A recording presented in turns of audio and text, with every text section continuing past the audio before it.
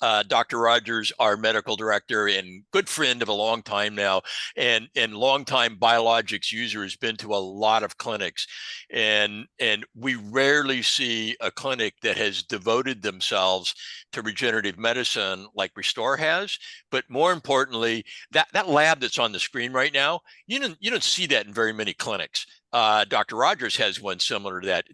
People that are committed not just to do orthopedics, not just to do injections, but to actually have lab people. And I met Lexi, who is the lab guru there. I never find somebody like that in a standard clinic. And this isn't a standard clinic, but I just don't see him in clinics. And that is a testament to Dr. Desai, who has been a friend and an investigator also with PSC for a number of years now.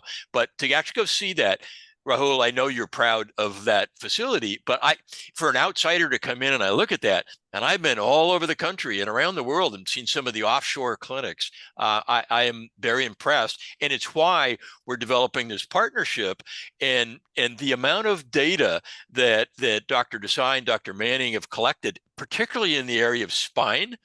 They're truly a center of excellence. And, people shy away from spine. A lot of orthopedists don't do spine work. Your radiology and methodology of looking at regenerative medicine is spectacular. And I look forward to a lot of years now of going forward. You have done a lot of education with your patients, for sure, and you spend time with them. You take long appointments with them, and that's super important, because this is new for everybody. And when I teach veterinarians and physicians around the world about the technology, and Chris and I do a lot of webinars, we're all starting, we have to level set, because we're all starting from scratch, because we didn't learn it in medical school or veterinary school or in R&D. So it's important to go through and think about this biologic investment. So we're now not just going to the drugstore and the pharmacy, we're using biology, and in particular our own biology. So this will be a little bit of a patient journey. Most of you have already been through a regenerative journey at RestorePDX. So this is a little different group. You guys have some experience already and knowledge about this, but it's an important piece. And why are we doing this? We're all aging, right? I may be one of the older ones here. We're all aging. We're all interested in our biologic clock, and we want to live a long life. But as my business guy, Stephen Keen, says here, I don't want to live to be 100 if I'm going to be an old crotchety guy and a lot of pain. We want to have active life, and that's the Pacific Northwest. That's the West Coast in the U.S. People want to have these active lives, and it's exciting to be able to harness biology to now start having that active life. This is just a really simple video. This is regenerative medicine. It's what we're trying to do. A simple injury results in a cut on the hand, and it heals. Any of you that have kids or that are under the age of 20, you heal really rapidly because you have a lot of inherent built-in stem cells in your own regenerative medicine. All we're trying to do is harness your natural regenerative ability. It's really interesting to think about medicine and harnessing this regenerative ability. Dr. Desai had dinner with me when I was up there, and he convinced me of the concept of a regenerative radiologist. When you look at an MRI or a radiograph, if you're looking at it as a surgeon, it's one thing. If you look at it from regenerative medicine, it's different.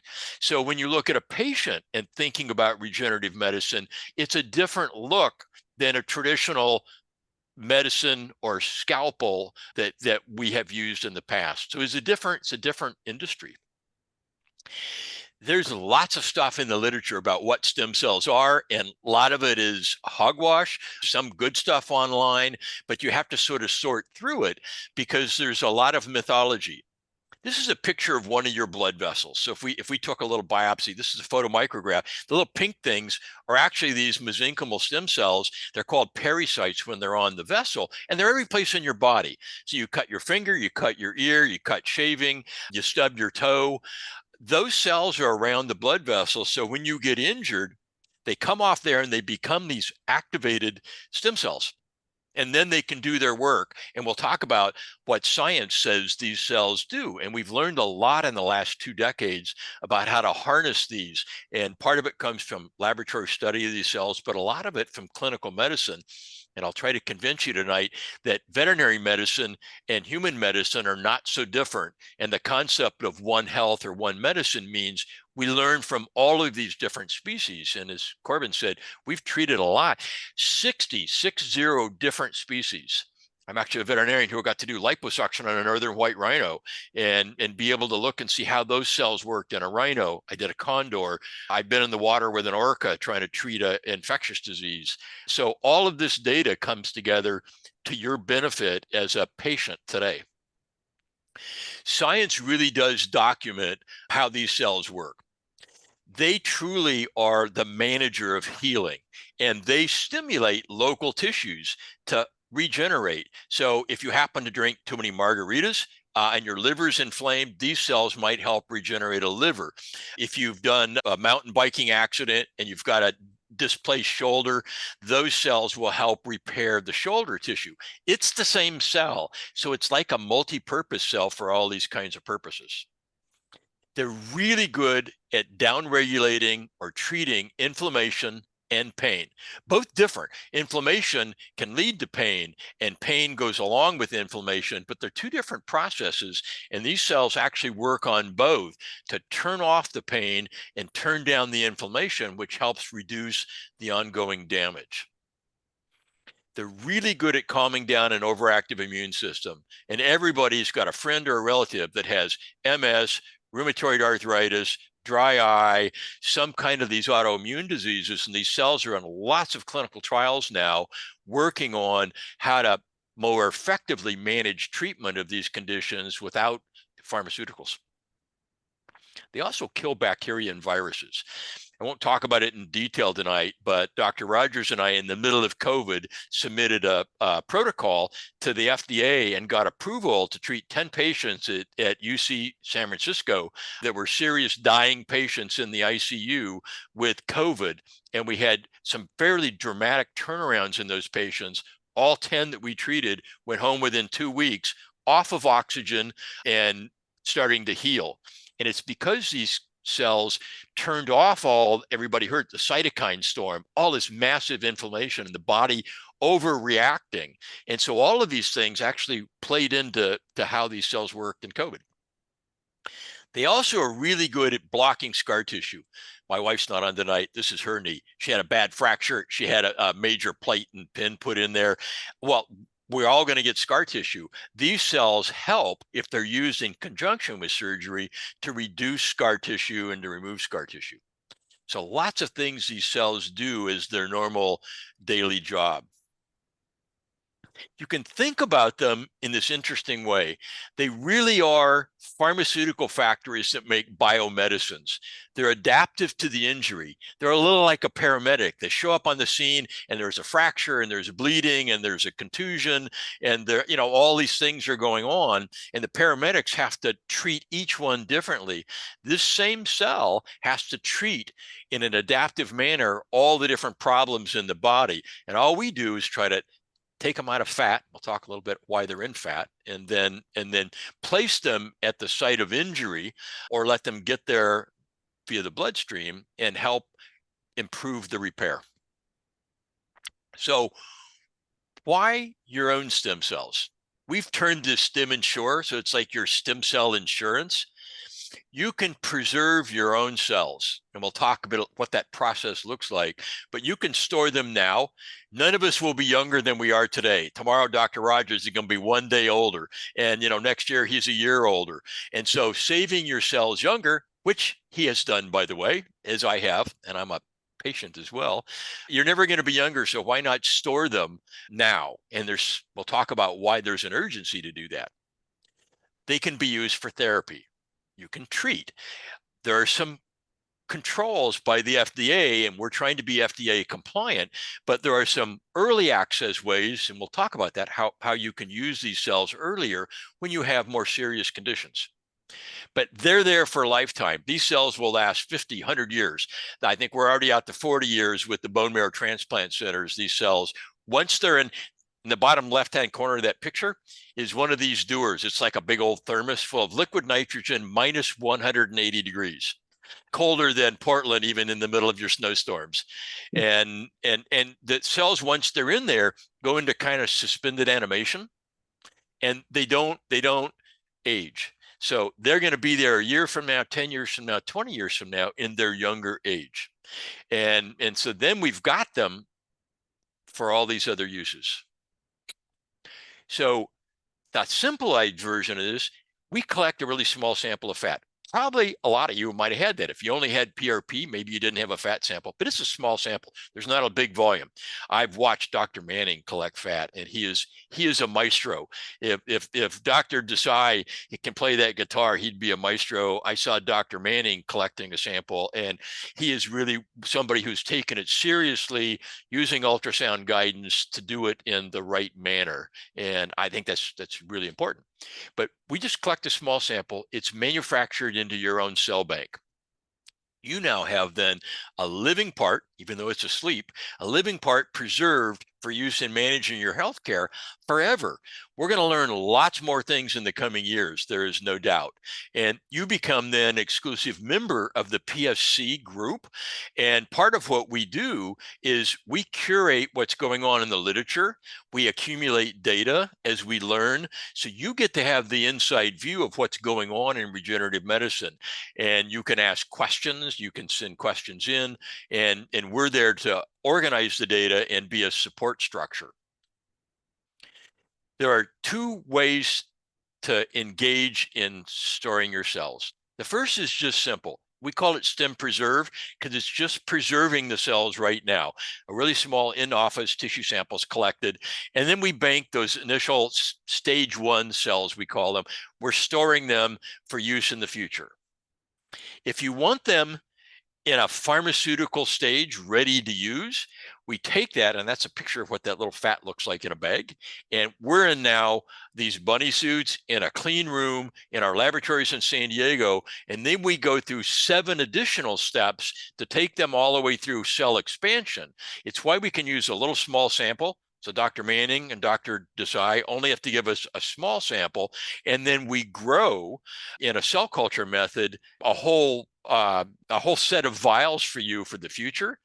And we also then have, in addition to the cell vials that are ready to use and take out and thaw and use, we have what I like to call the sourdough starter. So we have some of your initial cells stored in a manner that 10 years from now, you need more. You've used up your cells on your bad knees from skiing too much, and you need more. We can grow more. You do not have to go back to the office and get another fat collection. One time, it should be for lifetime.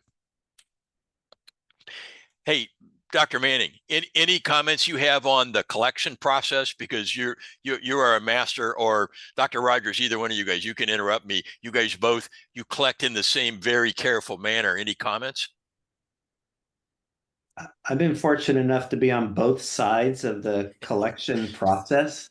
After doing 300, I didn't have any complaints, but I just thought everyone was being nice.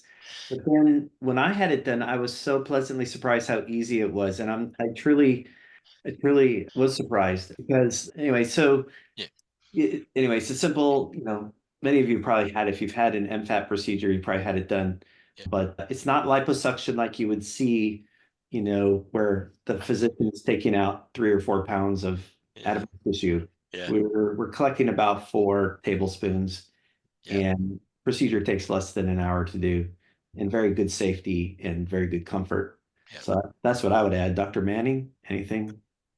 Yeah, I too have been on both sides of this and have had my MFAT collected. I haven't banked them yet, but that will be soon to come.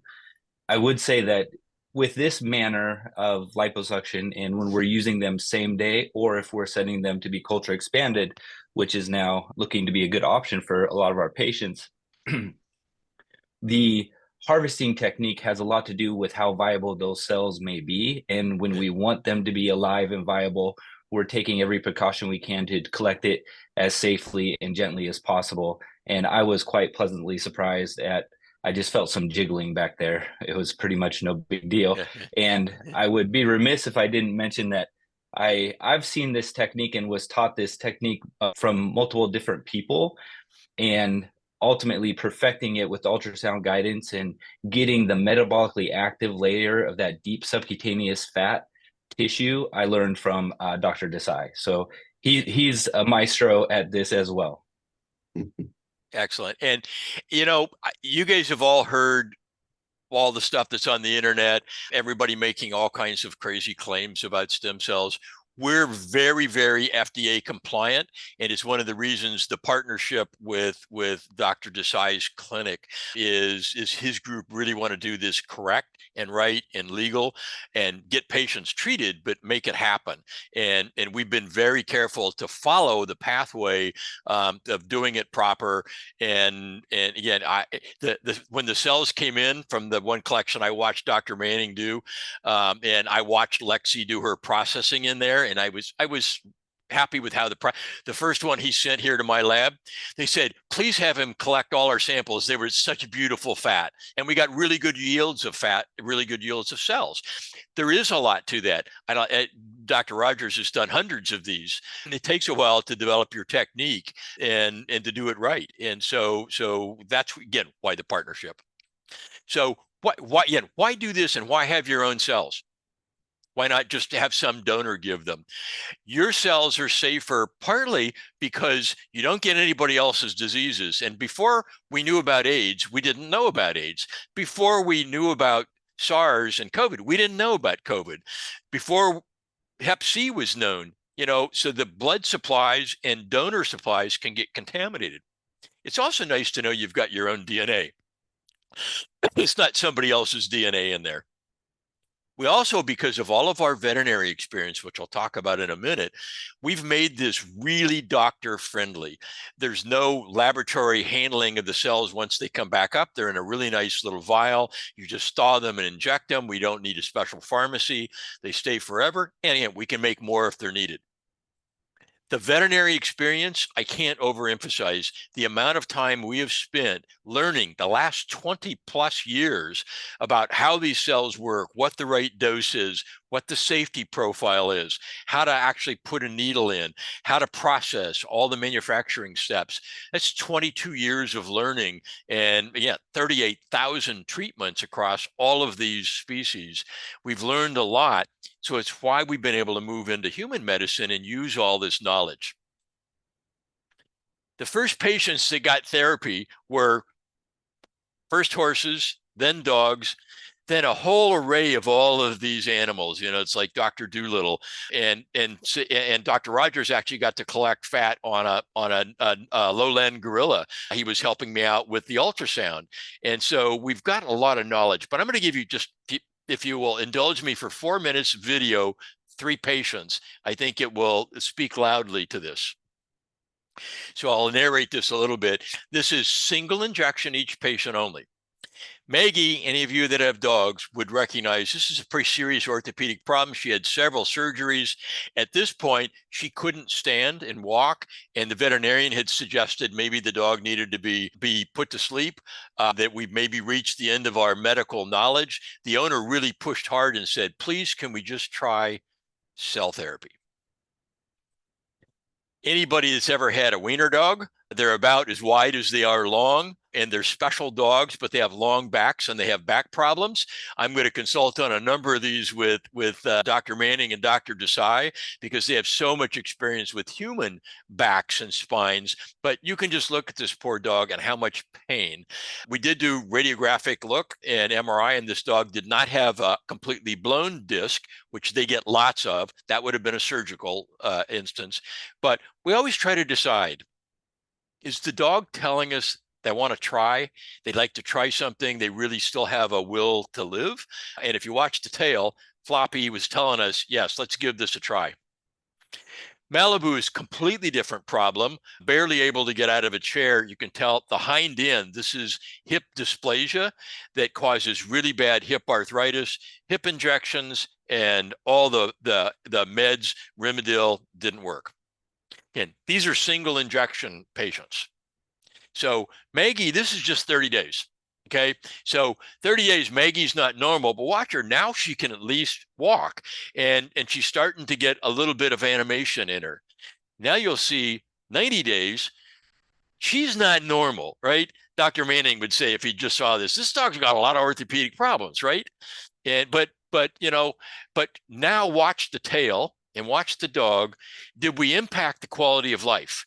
You know, she's not normal, will never be normal, but she went on a number of years after that and several other injections to keep her pain and inflammation down and be able to have some happiness.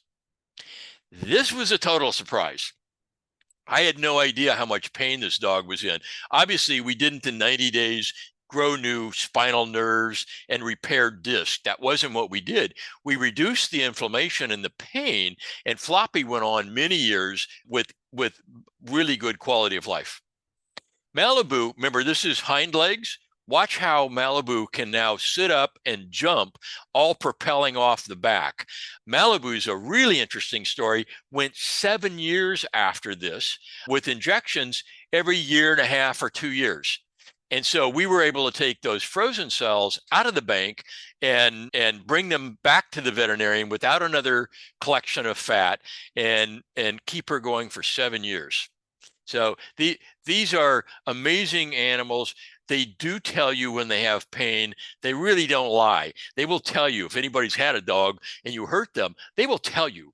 They tell you they have pain. And so we were able to learn a huge amount from them about how these cells really work, how to dose, and how we can really have a major impact on a patient's life. My apologies to everyone at the beginning. I should have told everyone you will need tissues for this part of the present. It's incredible.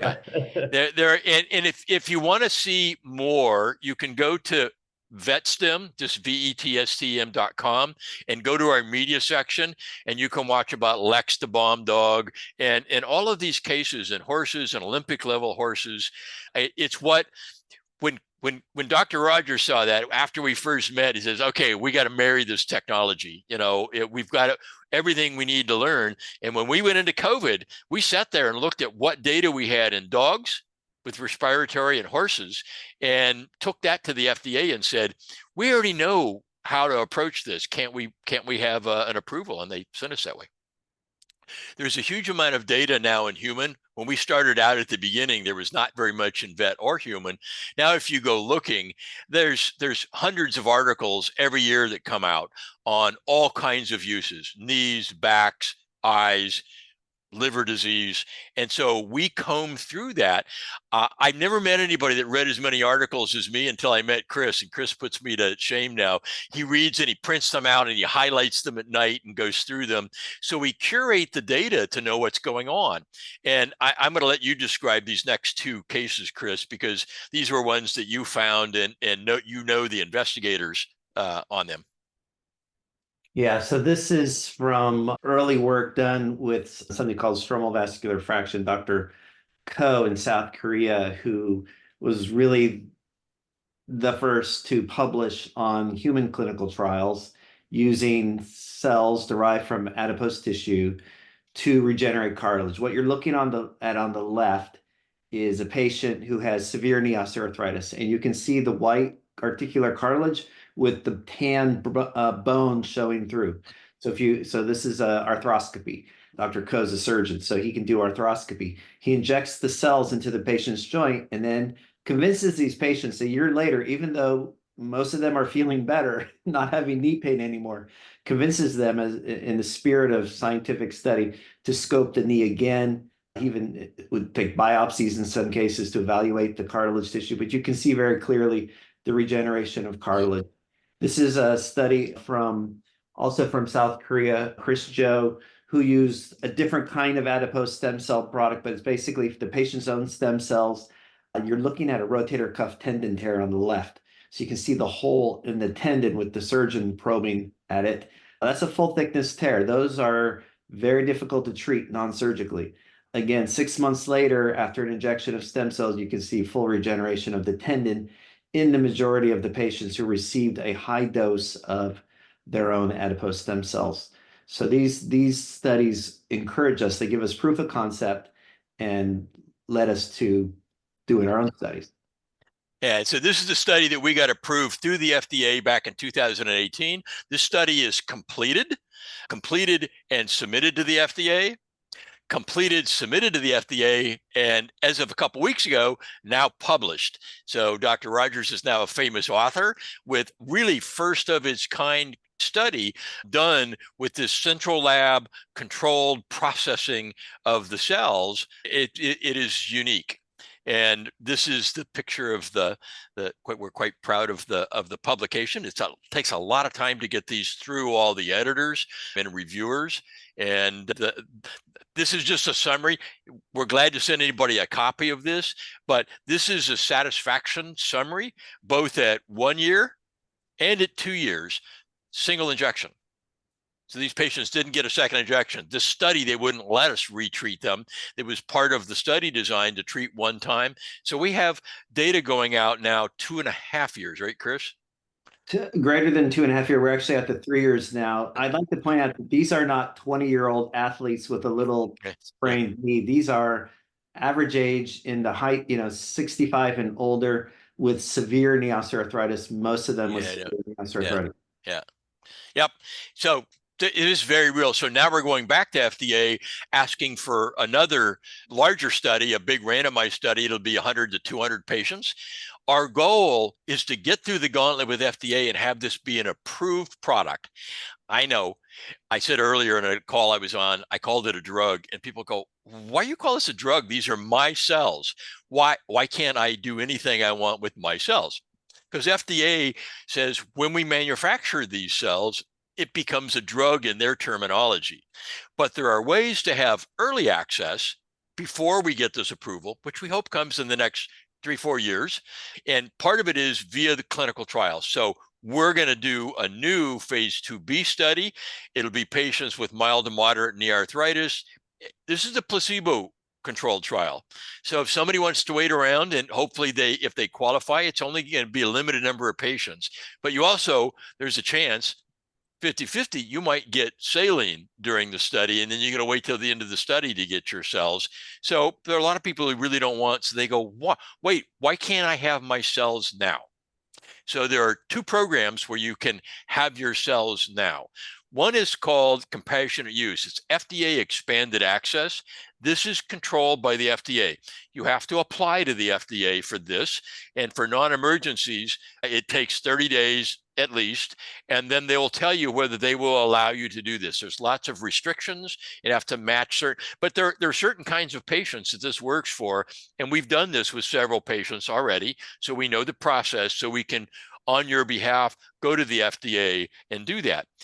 The real program we want to talk about tonight is the Federal Right to Try Act. This was passed in 2018. It empowers patients to access eligible drugs that aren't yet FDA approved. And each of those terms I'm going to now describe.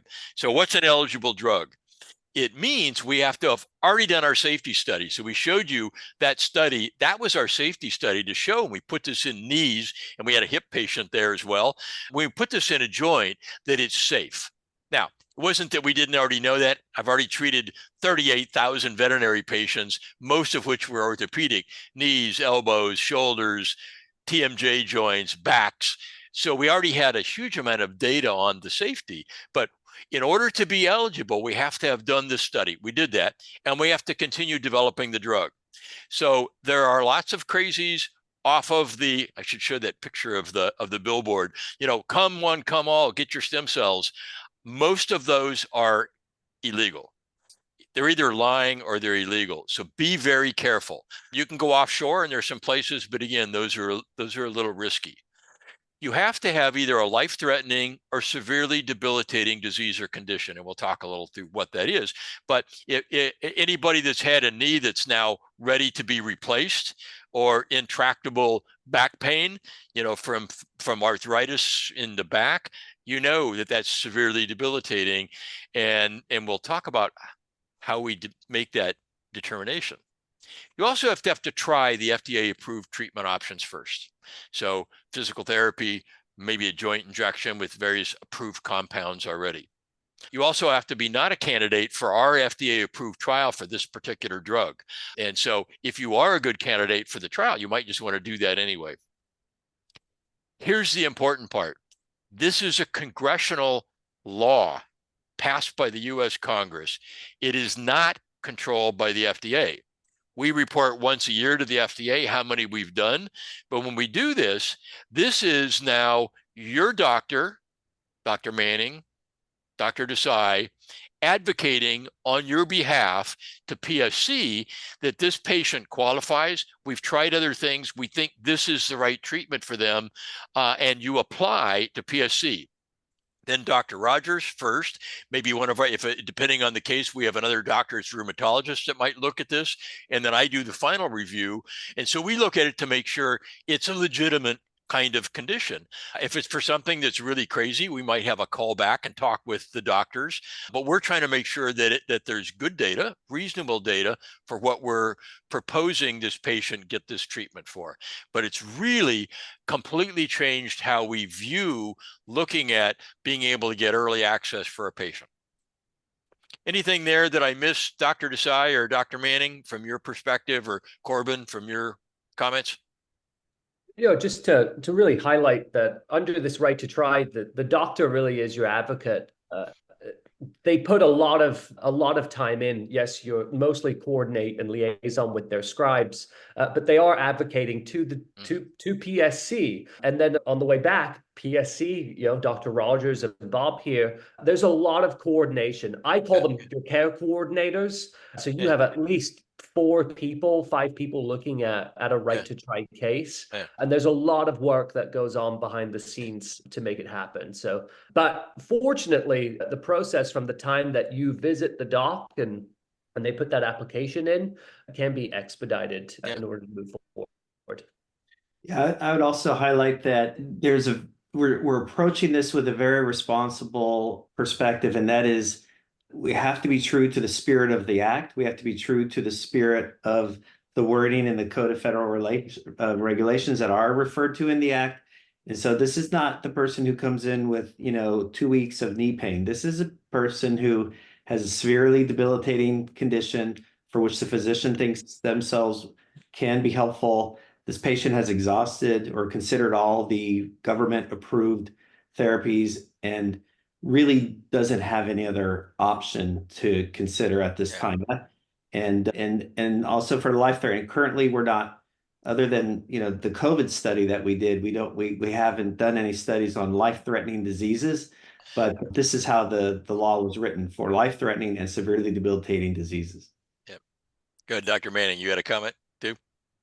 Yeah, just a couple. So one would be, I can't remember in the slide deck, so forgive me if we talk much about the difference between same day and culture expanded. And so I'll just take a little bit of an opportunity here where you may be familiar, and some of our patients may have had this before who are on this call, where we take a lipoaspirate and or bone marrow aspirate, and then we concentrate in the lab, and then we inject it back into a tissue the same day. And that is FDA compliant.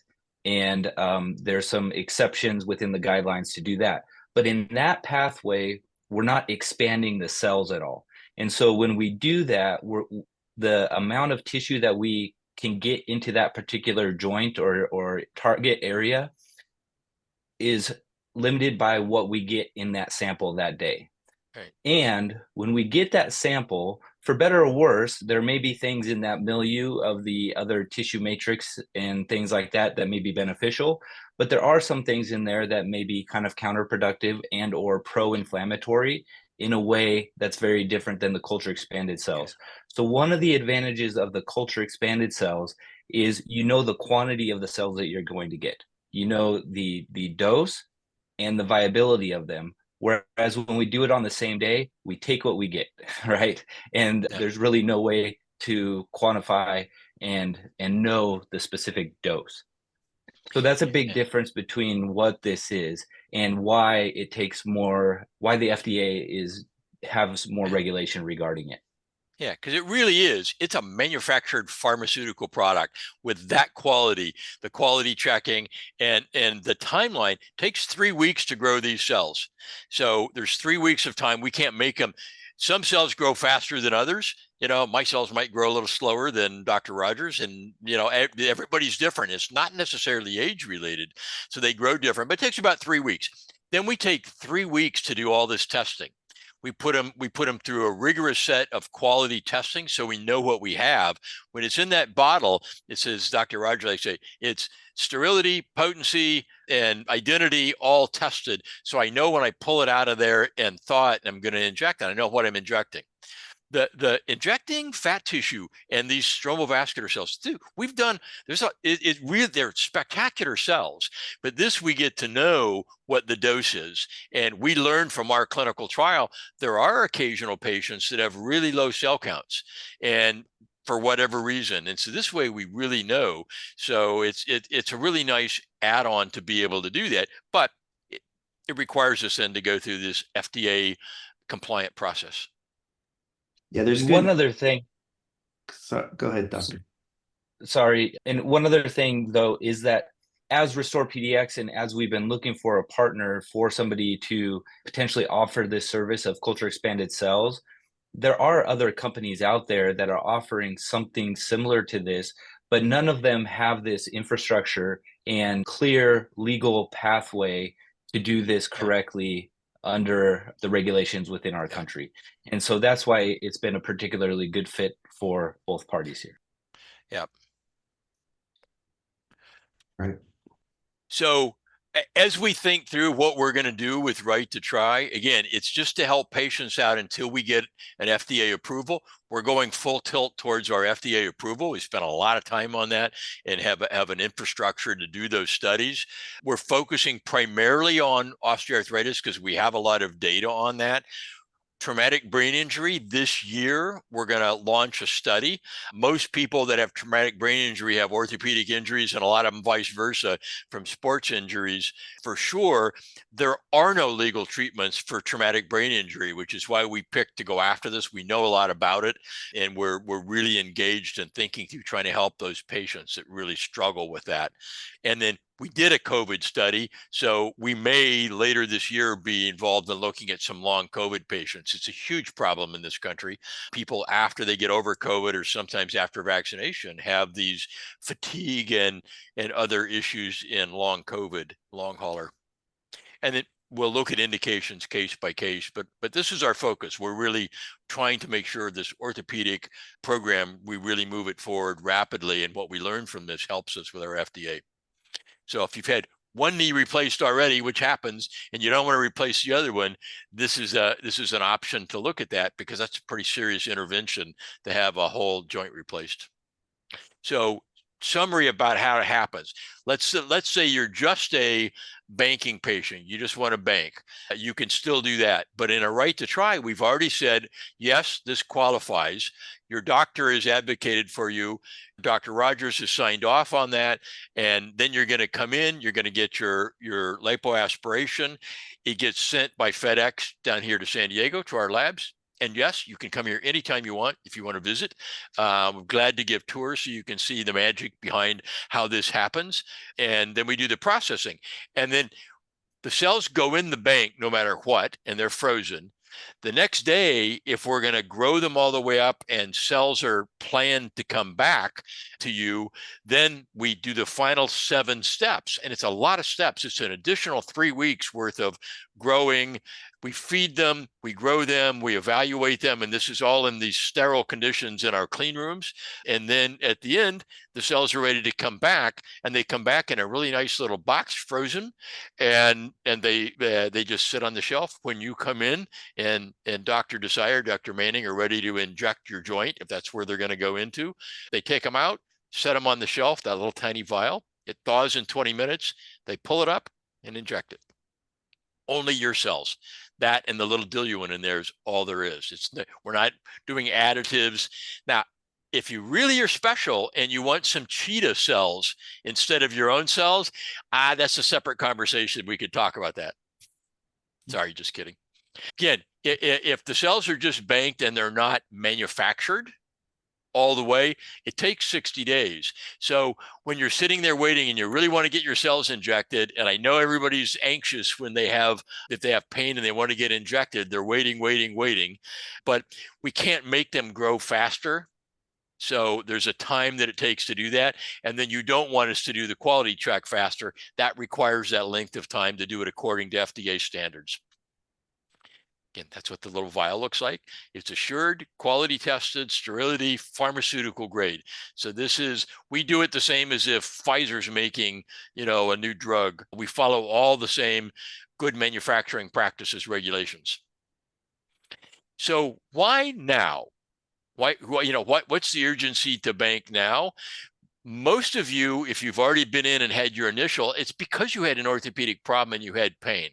But storing these cells, the next time you have the opportunity, when you're coming in, the cells are never going to be younger.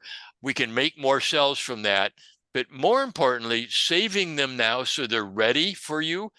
If you have cancer at some future date, like a leukemia, now your body's contaminated.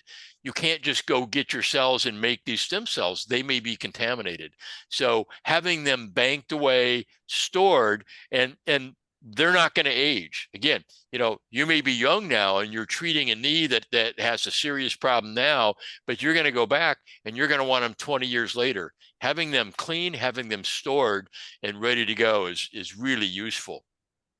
Also, you guys all know, right? Every day you can look on the internet and you'll find some new technology like that showed up, a gene therapy for cancer, a new way to test drugs that you might be treated with on your own cells. We're going to have all of these hundreds of companies working on stem cells coming up with really interesting new ideas of how to use these cells. You're going to be standing in the front of the line saying, my cells are ready, please do that for me. And having them pre-authorized.